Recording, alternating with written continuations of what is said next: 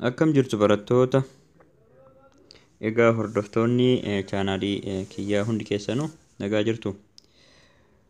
Har'a sagantaa gilgaala tokko tuqaa tokko ilaalla. Gaafii tokkoffaa. Gareen kubbaa miilaa mana barumsa tokko tapha 6 yoo mo'ate, tapha 3 yoo mo'atamee fi tapha 2 walqixa yoo bahe. A. Taphoota taphatan keessaa tapha ittiin mo'ataman lakkoofsa raashinaalitiin ibsi. Walumaa galatti gareen kubbaa miilaa mana barumsaa tokko tapha 6 mo'ate,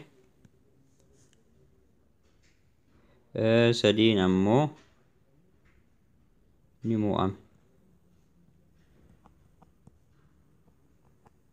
mo'ame, tapha 2 walqixa bahanii jechuudha. Aan maal jedha? Taphoota taphatan keessaa tapha ittiin mo'aman. Ka ittiin mo'aman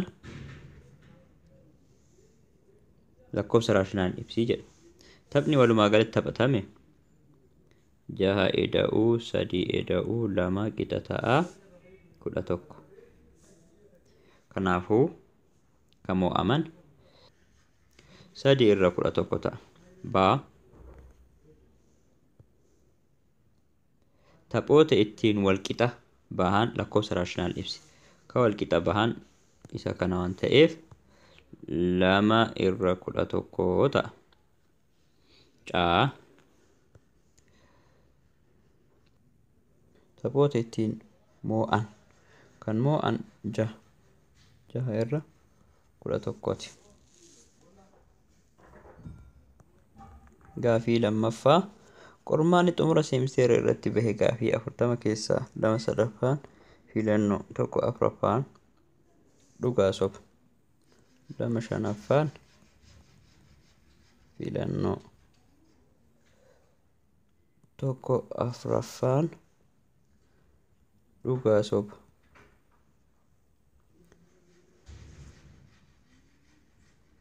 Gaafiilee akaakuu biroo meeqa ta'u? Egaa amma gaafii kana gaafii 40 keessaa meeqa ba'a jennee ilaaluudhaaf 40 baay'isuu 2 irra 5 qixa ta'a. Kana 5 yoo salphisnu 1 ta'a. 5 8 8 baay'isuu 2 16. Yookiin immoo karaa salphaan 40 baay'isuu 2 80 irra 5 qixa ta'a 16 ta'a. As biratti tokko argannee jirra. Ammallee 1 irra 4ffaa baay'isuu 40 qixa ta'a 4 1 4 10 10 baay'isuu 1 10 ta'a. Kana jechuun 1 baay'isuu 40 irra 4 qixa ta'a 10. As birattis tokko argannee jirra. Egaa 16 eda'uu 10 qixa ta'a 26. 40 hir'isuu 26 qixa ta'a 14. Gaafileen biroo 14 jechuudha. Daldaltuun takka meeshaa qarshii 400 bittee qarshii 500 yoo gurgurte bu'aan buufattee dhibbantaa meeqa ta'edha? Gaafii sadaffaa. Daldaltuun akka meeshaa qarshii takka kan bitte qarshii 400 kan ittiin bitte 500 ni gurgurte. Egaa bu'aan isii dhibbantaadhaan yoo ilaalamu dura bu'aa isii qofa ilaaluu dandeenya. 500 hir'isuu 400 qixa ta'a 100.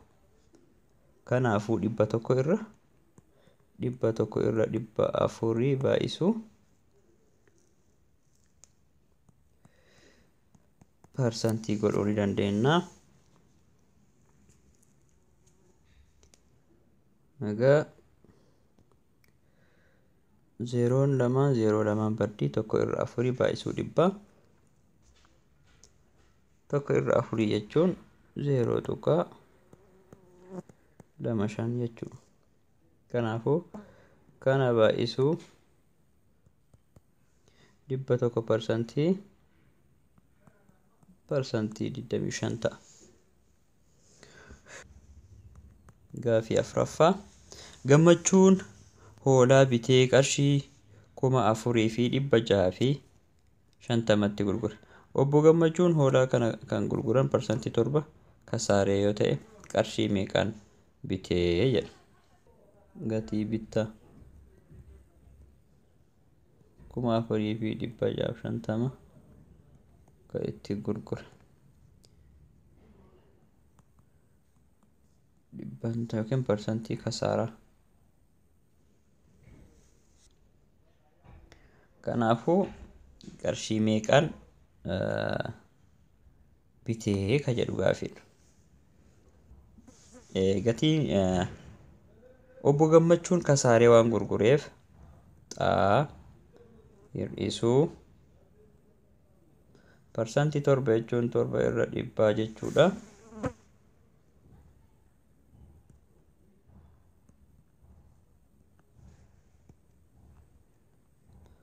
Parsantii 7 jechuun 7 irra dhibbaa jechuudha.